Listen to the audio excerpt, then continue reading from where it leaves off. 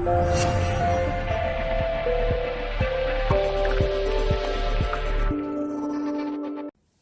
guys! If you're worried that your partner is having an affair, then this video is for you. If we look at how a crime is solved, we can apply 5 of those same crime investigation principles to this particular problem that you're facing.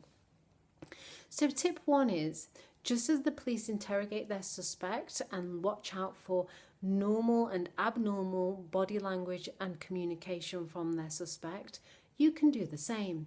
When you speak to your partner about your concerns, what you're looking for is, are they responding in the way I expect them to respond, given what I'm asking and saying? And are they responding in the way that they normally do to me?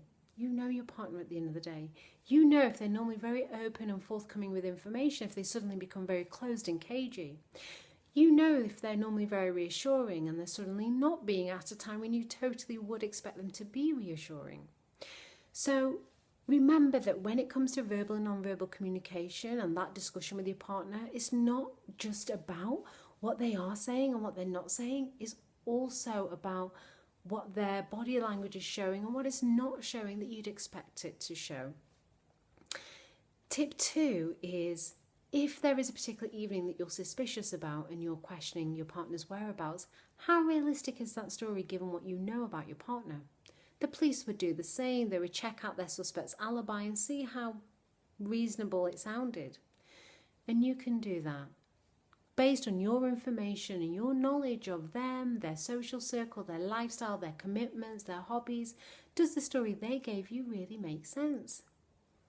Tip 3 is, if your partner inadvertently or directly involves a third party in their alibi for a particular night and their whereabouts, you now have somebody to check their alibi with. The police would do the same. If their suspect gave an alibi, they would ask who can testify that you were indeed where you said you were. Now, of course, with your partner, you wouldn't necessarily do that, but if your partner has divulged information that lets you know that a third party was involved or was at the scene, then you can always go and check that story. Needn't even tell the person why you're checking. You can be very casual, very blasé, and find out. If your partner said, I was out with Lisa or I was out with John, you can go and speak to Lisa and John and just casually check the story. If they say they were working late at the office and you know there's a security guard that sits at that front desk at all times, you can go and check the story out with the security guards. And the fact is that your partner, if they are having an affair, are likely not going to give those people a heads up as to this official story they've given you, because they're A, not going to expect you to go to those lengths to do the research in most cases, and B, it's kind of awkward telling somebody, hey, by the way, I lie to my partner, would you lie for me and just cover me? So go and check out their alibi with the third party or third person that has been involved.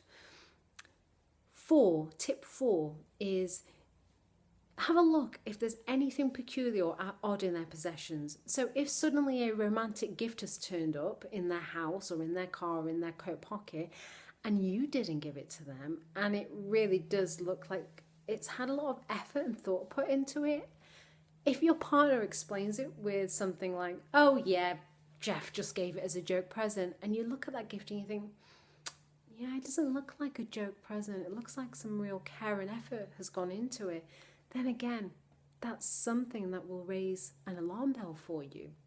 Equally, if they have a possession that they love and it's suddenly gone missing and they're really blasé about what happened to it, and you suspect maybe they've given it to somebody who they're having an affair with, if their story is just odd, it just doesn't match the passion and love that they had for their object, and suddenly they're like, oh yeah, I broke it by accident, threw it away, no big deal, then you know that something seems peculiar about that. Again, it can just raise alarm bells for you. And tip 5 is to follow your gut.